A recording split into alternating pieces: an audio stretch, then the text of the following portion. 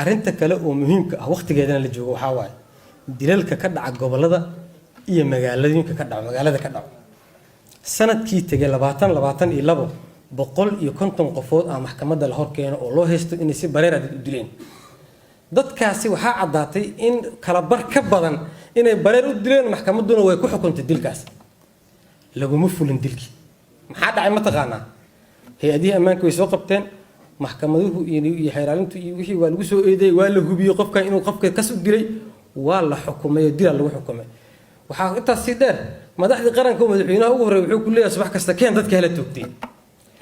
intii markii la diyaarinayo shaqada la diyaarinayo oo processkii ama racfaan ahaato ama wixii la diyaarinayo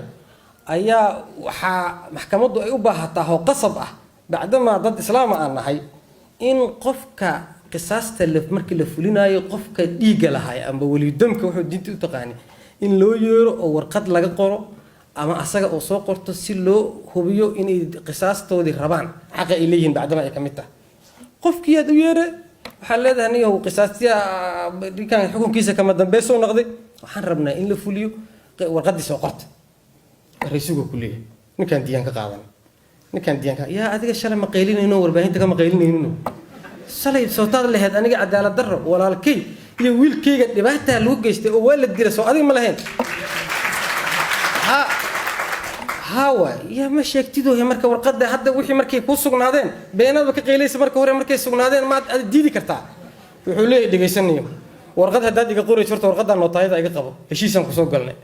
ninkan dhintay markuu noolaa lacagan heli jirin ka badan ka helnay oo hadda diyaar noo ogolaaday waxa la yiraahdaa sharcigaana noo ogol inaan ama cafino ama qisaasano ama maxaa la yiraahdaa diya ka qaadano waa qaadana diyadii hadda toogatan anaga nooma toogan lacagteena waa haysanaa warqadan nootayada naga qabo waxa naga qoraysid male hadda wax naga qoraysidna waxa naga qoray inaan cafinaa naga qoray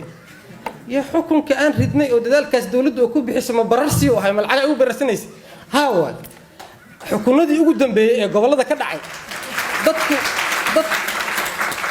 dadka waxa laga yaabaa qof kasto asoon wax ogeyn ilaa arintu ma qusaysan moogtaa qofka arintu hadii maybe gaarto saan ay ahayd ay gaarto qof kasta fartiisu ka soo qoraa waxay moogtaa kankii ka horeeyay aw ku leeyahay aan ma dili lahay qofkii loo dili lahay ba diidanay macna anaga ma dilin wax anaga nidaamkii wixii aan sheegnay moogtaa ma yeelayaan marka dadkii arintaasi waxay naqatay mucjiso dhibaatay naqatay waxay dhiirigelisay maxaa la yiraahdaa inuu dilka sii socdo qatliga iyo harajka markay bataan qiyaamihiya la joogaha la yiraahdaa diintu saasi sheegay dilkiya bees arintaasi waxa xal looga rabaa bulshada rayidka iyo culimadu inay talooyin ka bixiyaan dadkana ka wacyi geliyaan si dilka dadka u istaago maxkamaddu hadii maanta xukunto oo biri xukunto maxkamaddu ida marka horena meel cina dara kuma xukumin marka dambana meel cid la kama tooga karta macnaha